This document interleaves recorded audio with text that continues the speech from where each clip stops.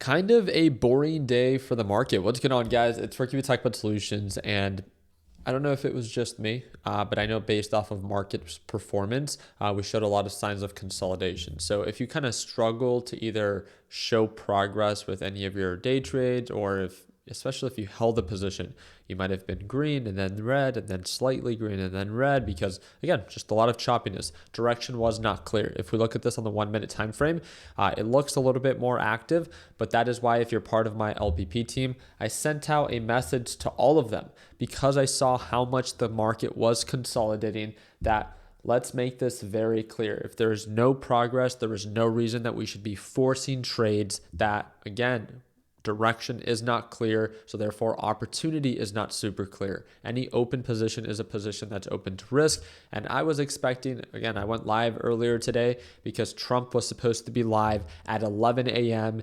Eastern Standard Time. He was not. He was like 40, 50 minutes late. I ended up having to close out my stream, and then he went live with El Salvadorian president. Not even much was said within that meeting in the Oval Office that affected or influenced the overall market.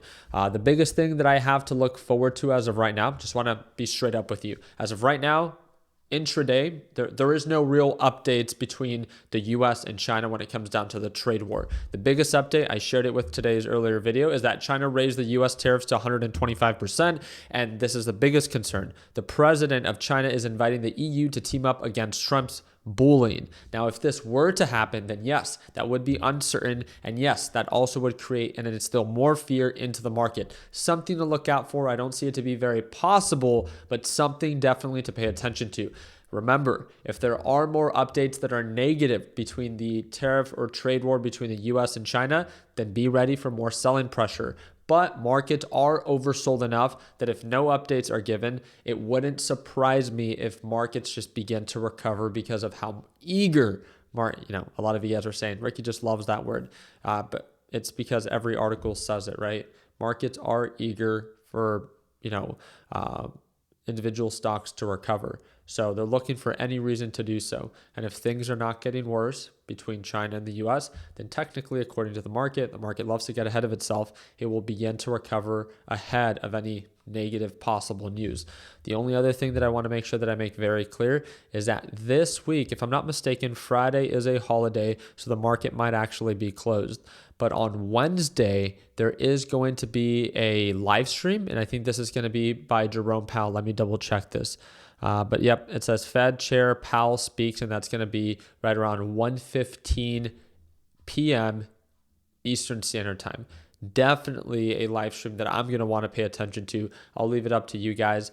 I would be more than happy to go live while Jerome Powell speaks because we all know that when he speaks, he definitely does impact the market.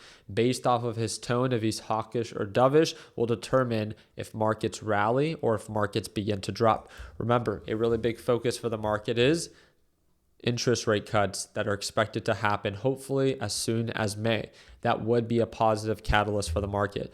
But every single time that I update this, as you guys just saw, the probability for the market or for the Federal Reserve to cut interest rates continues to go down. So they are still saying for the month of May that it is unlikely. There's a 16% probability that the Federal Reserve is going to cut interest rates. Remember, there's a lot of speculation that Trump was trying to flash crash the market to force and pressure the Federal Reserve to start cutting interest rates. Remember, the Federal Reserve is the central bank. It's an independent part of our system. So therefore, it should not be impacted nor influenced by any political figure, even the president. But we'll see how things continue to develop. I'm sorry that I don't have any crazy update. Today was just a very slow day. There was no progress when it came down to news, and anything it is that was shared didn't really impact the market too much. One thing I would encourage you, again, if you guys felt like you were over trading today, the 1 minute time frame can be a very dangerous time frame to be trading at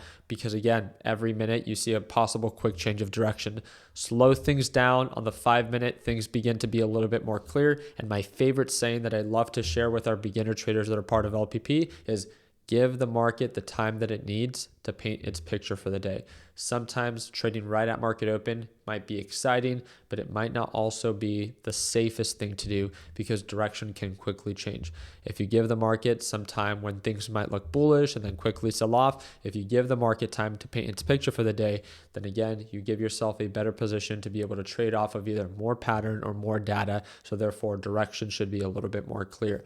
But on days like this, a lot of choppiness, sometimes people like to even stay cash. Remember, long-term markets are still somewhat oversold, so therefore there's potential for them to recover. But we're waiting to see there to be updates on this trade war and to see if things are going to get worse.